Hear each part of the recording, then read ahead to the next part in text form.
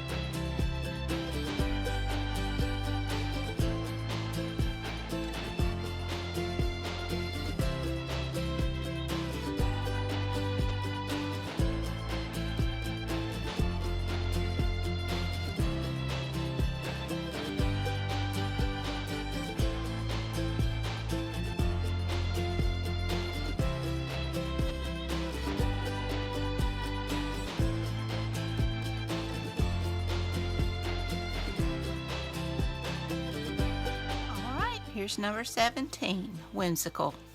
And I love how it turned out. It was very simple.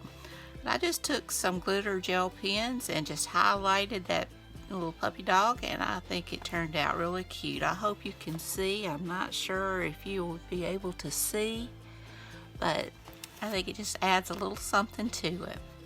So I hope you enjoyed this video. If you did, please give me a thumbs up. Hit that subscribe button if you haven't. Ring that bell so you can be notified when I upload new content. leave a comment. Tell me what you think. Be sure and check out Meg's and Get Messy's art channels, and be sure and check out the hashtag Junk Journal January and Junk Journal January 2024. So hopefully I'll see you tomorrow. Bye, y'all.